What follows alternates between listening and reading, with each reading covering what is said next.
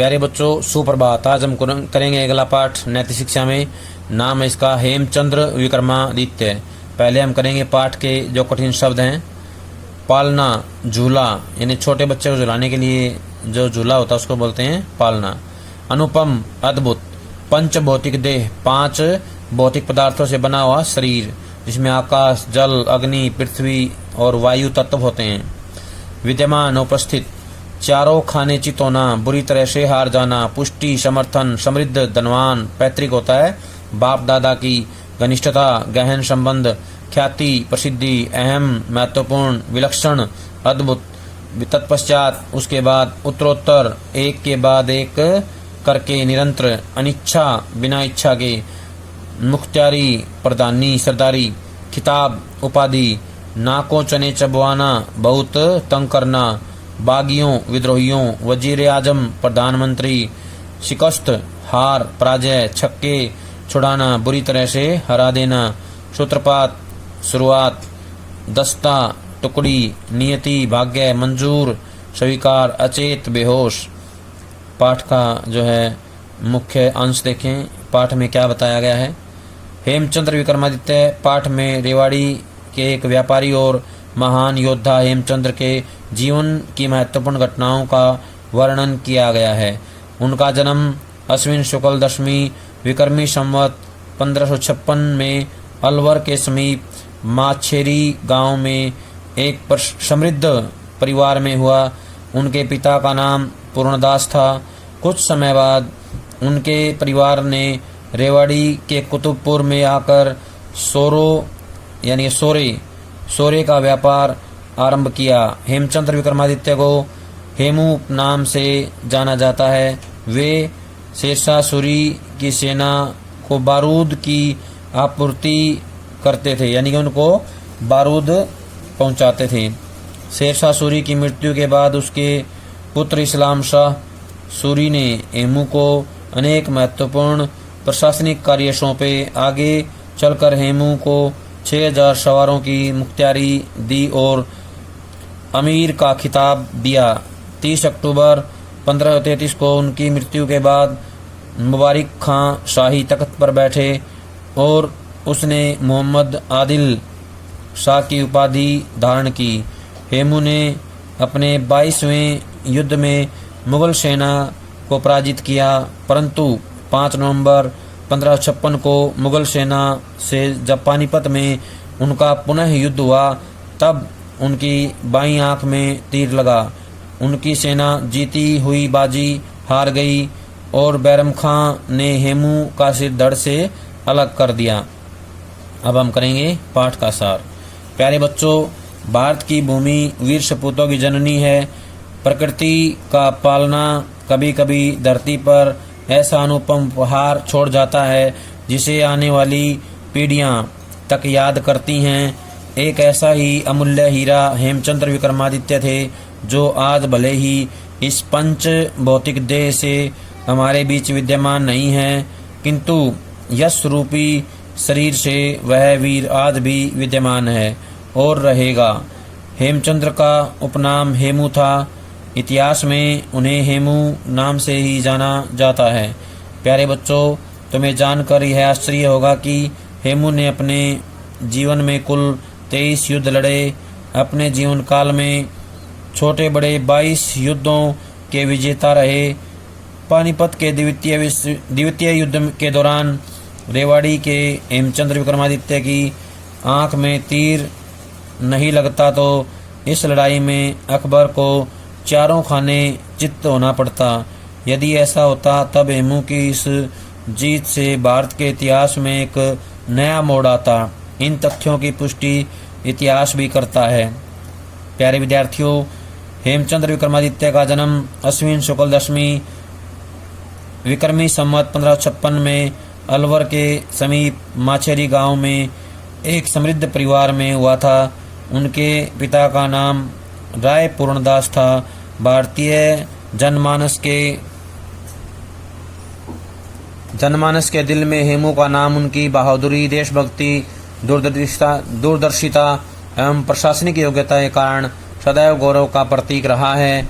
उन्हें आज भी बड़े मान सम्मान के साथ याद किया जाता है। प्यारे बच्चों, हेमू के जन्म के कुछ समय बाद उनका परिवार रेवाड़ी के कुतुबपुर में आकर बस गया। आज भी यहाँ पर उनकी पैतृक हवेली सुरक्षित है। उस काल में रेवाड़ी एक बड़ा व्यापारिक केंद्र था तथा ईरान और इराक के व्यापारियों के लिए यह प्रमुख मंडी थी। शेरशाह सूरी का जन्म नारनौल में हुआ था। इसी कारण हेमू परिवार की उनसे घनिष्ठता थी, यानी कि ज़्यादा लगाव था। हेमू ने यहाँ बारूद बनाने वाले प्रमुख तत्व सोरे का व्यापार शुरू कर भारी ख्याति प्राप्त की। उन्होंने सूरी की बारूदी आवश्यकताओं को पूरा करने में अहम भूमिका निभाई। शेरशाह सूरी की मृत्यु के बाद उनके पुत्र इस्लाम शाह, जिनका नाम सलीम खां था, शेरशाह सूरी का बेटा था, इस्लाम शाह सूरी ने गद्दी संभाली। उसने अपनी सेना में राजपूतों व जाटों की भर्ती की। ऐसे में हेमू की विलक्षण प्रतिभा को पहचान कर इस्लाम शाह ने उन्हें महत्वपूर्ण प्रशासनिक कार्य सौंपने का निर्णय लिया। तत्पश्चात उनके पदों में उत्तरोत्तर वृद्धि होती गई। हेमू ने अपनी कार्यशैली व प्रतिभा से इस्लाम शाह को इतना प्रभावित किया कि अनेक अफगान सरदारों की इच्छा न होने के बावजूद इस्लाम शाह ने हेमू को 6000 सवारों की मुख्तियारी दी। मुख्तियारी होता है सरदारी, उनका प्रधान बना दिया और अमीर के खिताब से नवाजा। एक और जहां हेमू शत्रुओं को नाकों चने चबवा रहा था, वहीं दूसरी ओर वर्ष 1552-53 में इस्लाम शाह ने अपने शत्रुओं व बागियों को सरहिंद तक खदेड़ दिया था। उन्होंने पंजाब का सैनिक व प्रशासनिक दायित्व पूरी तरह से हेमू को सौंप दिया तथा स्वयं ग्वालियर चला गया। 30 अक्टूबर 1553 को उसकी मौत हो गई। इस्लाम शाह की मौत के बाद सूरी सल्तनत में भारी उथल पुथल मच गई। मुबारिक खां ने इस्लाम शाह के बेटे की हत्या कर दी और वह शाही तख्त पर बैठ गया। उसने मोहम्मद आदिल शाह की उपाधि धारण कर ली। आदिल शाह ने हेमू की प्रतिभा को पहचानते हुए उसे अपना वजीर आजम नियुक्त किया। हेमू ने इब्राहिम खां, मोहम्मद खां, ताज कर्रानी, रुखरवान, नूरानी आदि अनेक अफगान विद्रोहियों की बगावत को कुचलकर आदिल शाह के राज्य की सुरक्षा की। आगे चलकर हेमू के नेतृत्व में अफगान शाही सेना ने इब्राहिम खां को लगातार 2 युद्धों में पराजित किया। इब्राहिम खां के साथ पहला युद्ध कालपी में लड़ा गया था, जबकि दूसरा युद्ध खानुआ में लड़ा गया था। इसके बाद आदिल शाह ने हेमू को बंगाल जाने का आदेश दिया, जहां उन्होंने विद्रोही मोहम्मद शाह की सेना का सफाया किया। इस बीच हेमू की अनुपस्थिति का लाभ उठाकर हुमायूं की मुगल सेना ने दिल्ली व आगरा पर आक्रमण कर दिया और अधिकार जमा लिया। प्यारे बच्चों, जब हेमू को दिल्ली व आगरा पर मुगल सेना के अधिकार होने का समाचार मिला, तब सन 1556 में हेमू ने युद्ध की तैयारियां शुरू कर दी। उसकी सेना ने अकबर की सेना को आगरा में करारी शिकस्त दी। इसके बाद हेमू ने दिल्ली की ओर कूच किया। आदिल शाह के लिए हेमू द्वारा मुगल सेना से लड़ा गया यह उनका 22वां युद्ध था। हेमू ने तुगलकाबाद में अपना डेरा जमाया, जहां उनके नेतृत्व में मुगल सेना के साथ युद्ध हुआ। हेमू ने बड़े साहस एवं वीरता के साथ यह युद्ध लड़ा और विरोधियों के छक्के छुड़ा दिए। इस युद्ध में हेमू की जीत हुई। इस जीत के परिणाम स्वरूप उसकी लोकप्रियता दूर दूर तक फैल गई। आखिरकार आदिल शाह ने हेमू को दिल्ली का राज सिंहासन सौंप दिया तथा उन्हें विक्रमादित्य की उपाधि से भी नवाजा। हेमू ने सम्राट हेमचंद्र विक्रमादित्य के रूप में भारतीय राजनीति का नया सूत्रपात किया, यानी कि सम्राट हेमचंद्र विक्रमादित्य के रूप में एक नई जो है भारतीय राजनीति की शुरुआत की, प्रारंभ किया। बीच में आ जाए पन्ने, इस हाथ से दबा दे, बटन तो दबाना है, अरे इस हाथ से दबा दे, चालू है रखा है बस। चलिए काट दिए फिर। प्रिय विद्यार्थियों, 2 बार पराजित होने पर भी मुगल सेना के सेनापति बैरम खान ने अगले युद्ध की तैयारियां जारी रखी। 5 नवंबर 1556 को हेमू को यह समाचार मिला कि मुगल सेना का अग्रिम दस्ता पानीपत के मैदान में पहुंच चुका है।